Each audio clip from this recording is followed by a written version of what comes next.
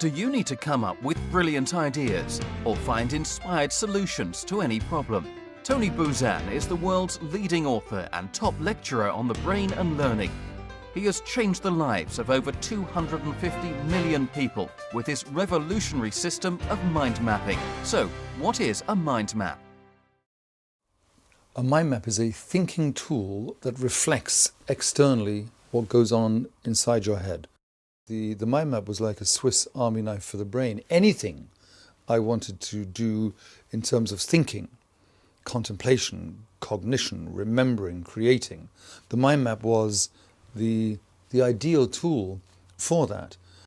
Mind mapping is straightforward and fun.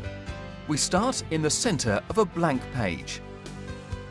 We connect branches to the central image and connect second and third level branches to the first and second, and so on. The brain is radiant. It thinks centrally and explodes out in all directions. Branches are curved and tapered rather than straight-lined. They are organic and free-flowing, as opposed to structured and uniformed. The branches on a mind map are the reflection of the way the brain thinks. So when you think of anything, if you think of chair, you have your picture and then you have your associations off that. The brain thinks by imagination and association. The reason why traditional note-taking in lists and lines doesn't work, actually is counterproductive, is because it doesn't have the associations.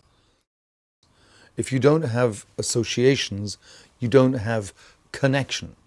If you don't have connection, you don't have memory and you don't have thinking. In a mind map, the branches are always curved, curvilinear.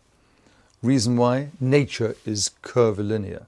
And if all the branches are straight, it is literally rigid, similar, and therefore boring.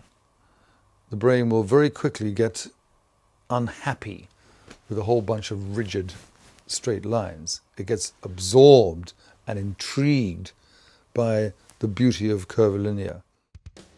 We add one word to each branch. One of the important points in structuring a mind map is to have one word per branch. Why?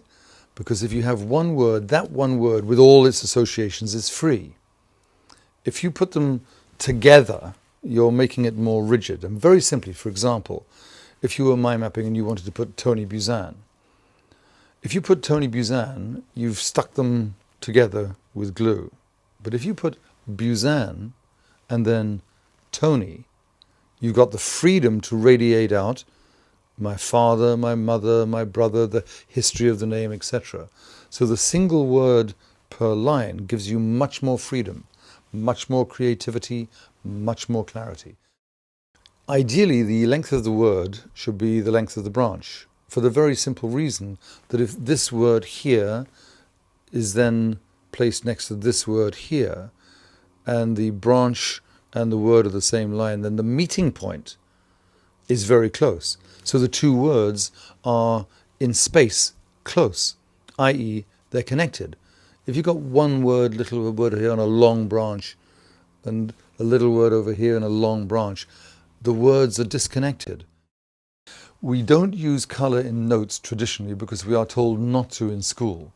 All the research says exactly the opposite should be so.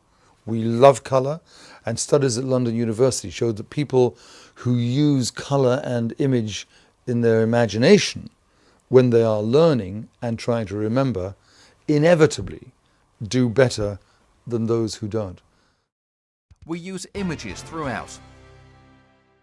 Throughout a mind map, there should be keywords and key images. And if an image is easy for you to do, instead of people, you can quickly just draw 3 little stick figures. The image is a picture. The picture is worth 1,000 words. Another important point about the use of images, the use of associations, is that all the great geniuses did that. So if you start to use associations, you start to use images externally, you will join the pantheon of the great geniuses like Leonardo da Vinci. Leonardo did it. Darwin did it. Beethoven did it.